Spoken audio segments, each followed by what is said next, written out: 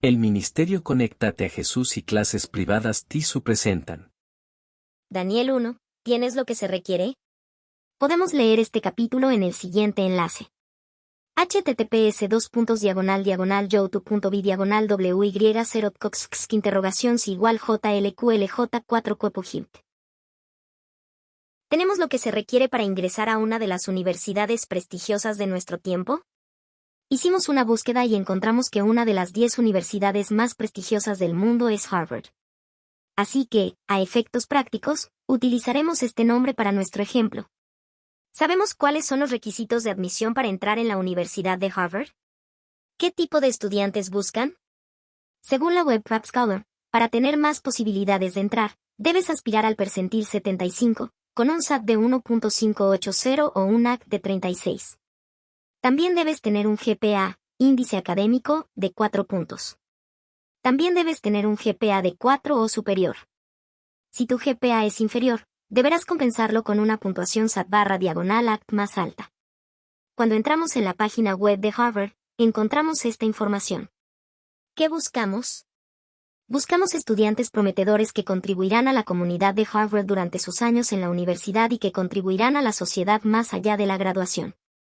Aunque el desempeño académico es muy importante, el comité de admisiones considera muchos otros factores en sus decisiones: rasgos personales, talentos especiales o excelencia de toda clase, puntos de vista formados a partir de circunstancias personales o particulares, y la capacidad de aprovechar de las oportunidades y los recursos disponibles.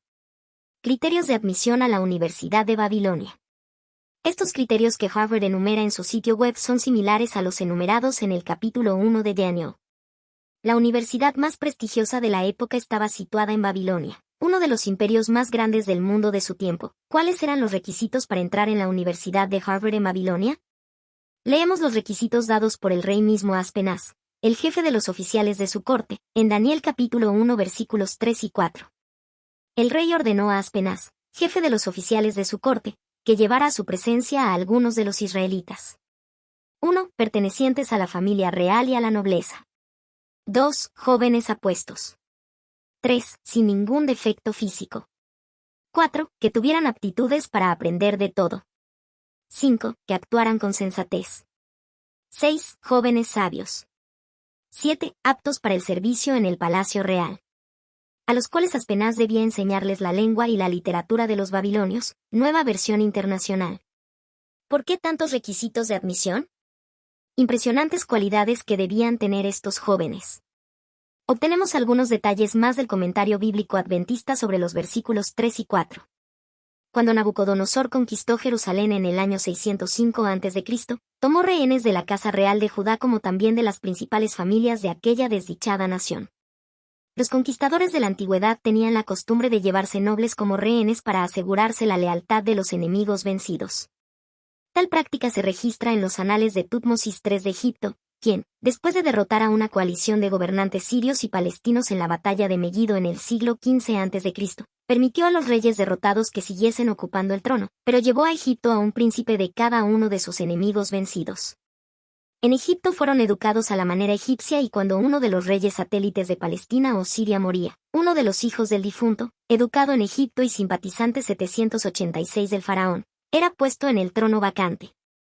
Toda esta capacitación dio sus frutos. Mantenía al pueblo conquistado con un líder que conocían. Al mismo tiempo, los conquistadores estaban contentos porque tenían a alguien que había sido capacitado en su estilo de vida y que les sería leal. Era una situación en la que todos salían ganando.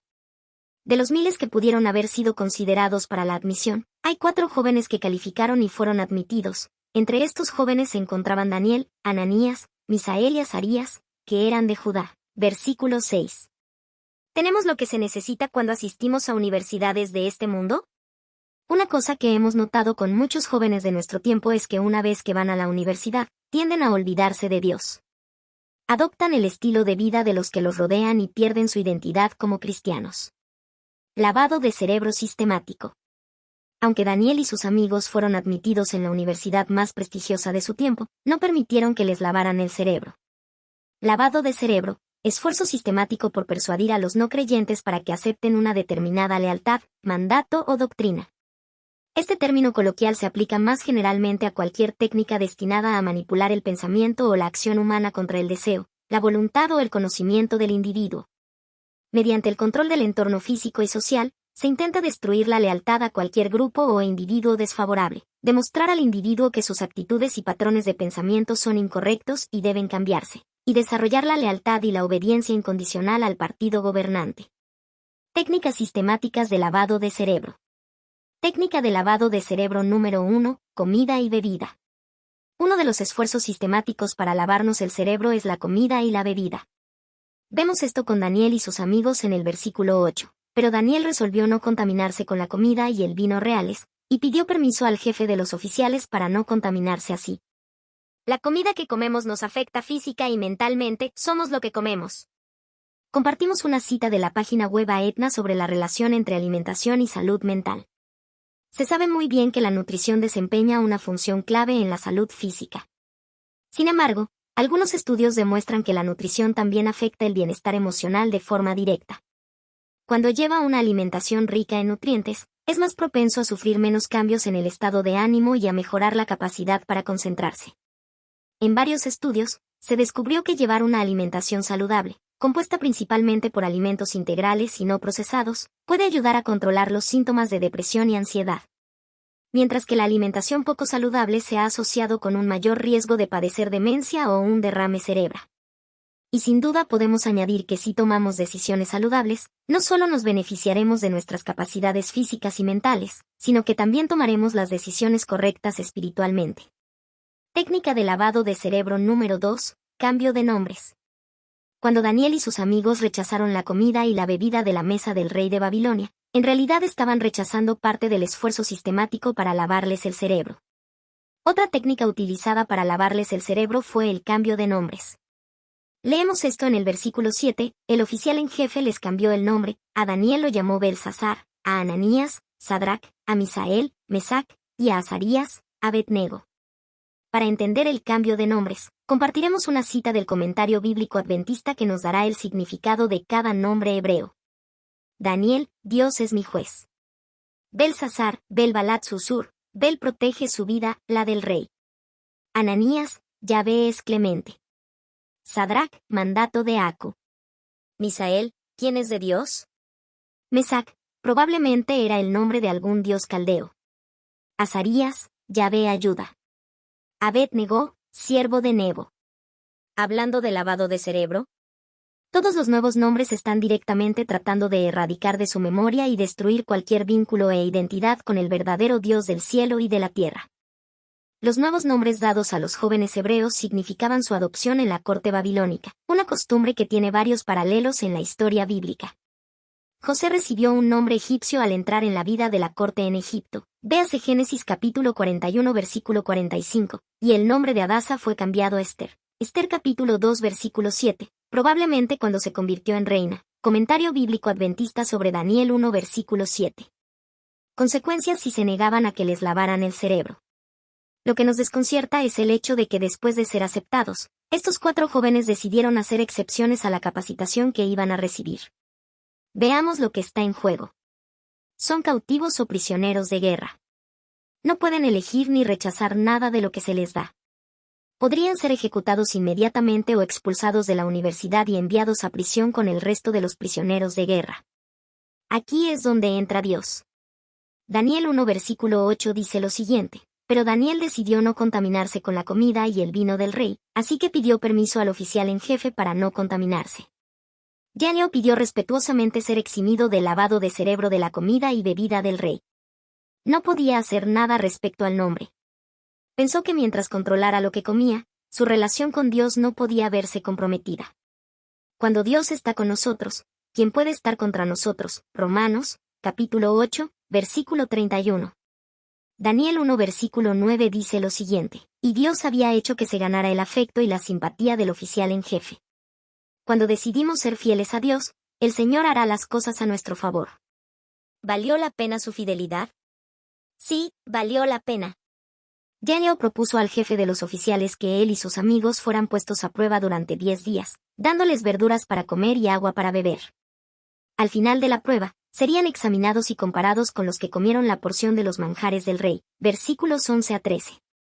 Al cabo de los 10 días y después de un examen minucioso, Daniel y sus amigos se veían más sanos y mejor alimentados que cualquiera de los que participaban de la comida real. Así que el guardia les retiró la comida y el vino del rey, en su lugar siguió alimentándolos con verduras. Versículos 15 y 16. Además de estar más sanos, Dios los dotó de sabiduría e inteligencia para entender toda clase de literatura y ciencia. Además, Daniel podía entender toda visión y todo sueño. Versículo 17. Pero, espera. Aún hay más. Cumplido el plazo fijado por el rey Nabucodonosor, y conforme a sus instrucciones, el oficial en jefe los llevó ante su presencia. Luego de hablar el rey con Daniel, Ananías, Misael y Azarías, no encontró a nadie que los igualara, de modo que los 4 entraron a su servicio. El Ariwa los interrogó y, en todos los temas que requerían de sabiduría y discernimiento, los halló 10 veces más inteligentes que todos los magos y hechiceros de su reino. Versículos 18 a 20. Dios siempre recompensa la fidelidad. ¿Nos han lavado el cerebro con el estilo de vida de este mundo? ¿Y a nuestros hijos? Una de las cosas que la mayoría de los padres buscan es una buena educación para sus hijos. Ellos o sus hijos están dispuestos a pedir préstamos estudiantiles para obtener la mejor educación posible. Pero a la hora de elegir una universidad, ¿tomamos en cuenta el entorno que nos rodea a nosotros y a nuestros hijos? ¿Y el estilo de vida al que estamos expuestos? ¿Es un ambiente sano física, emocional y espiritualmente? Hemos enseñado en instituciones cristianas y no cristianas. Hemos visto la presión de los compañeros y la intimidación a la que están expuestos los estudiantes. Por no hablar de los profesores. Hemos visto el tipo de comida que se sirve en las cafeterías de las escuelas y universidades. También hemos visto que ni los estudiantes ni los profesores piensan mucho en lo que comen. Suelen tener prisa por llegar a la siguiente clase y se limitan a comer un emparedado o lo que puedan comerse rápidamente y se van. No nos damos cuenta de que estamos adoptando un estilo de vida que más tarde nos dará sus dividendos. Recordamos a un director de una de nuestras escuelas cristianas que nos habló de un alumno que asistía a una escuela cristiana. El alumno iba bien en la escuela, pero los padres ya no podían pagar las mensualidades. Así que matricularon al alumno en una escuela secular. Un año más tarde, los padres pidieron al pastor que hablara con el alumno, ya que había adoptado un estilo de vida contrario a los valores cristianos que le habían enseñado sus padres. Una educación cristiana es primordial para desarrollar un carácter cristiano. Ciertamente, una educación cristiana no es el único factor. Sin embargo, en la escuela, es donde los estudiantes pasan la mayor parte del día. Ellos son influenciados por el estilo de vida de los profesores y los otros estudiantes. Las escuelas cristianas no son perfectas, pero ciertamente proporcionan un ambiente más sano. Como padres, necesitamos ser sabios no solo al elegir colegios o universidades conforme a los estándares de este mundo, sino también de acuerdo con los valores cristianos. Nuestro carácter es el único aspecto de esta vida que llevaremos al cielo. Necesitamos colaborar con el Espíritu Santo en la formación de este carácter. Y las escuelas cristianas ofrecen a los padres la ayuda que necesitan en la formación de un carácter cristiano. Compartimos este texto bíblico de la Epístola a los Romanos, capítulo 12, versículo 2. No imiten las conductas ni las costumbres de este mundo, más bien dejen que Dios los transforme en personas nuevas al cambiarles la manera de pensar. Entonces aprenderán a conocer la voluntad de Dios para ustedes, la cual es buena, agradable y perfecta. Nueva traducción viviente. Bendiciones. Ha sido una producción del Ministerio Conéctate a Jesús. Recuerda. Al que el Señor llama capacita. Al que envía, acompaña. Siempre gozosos conectados a Jesús. Todos juntos. Rumbo al cielo. Bendiciones y amén.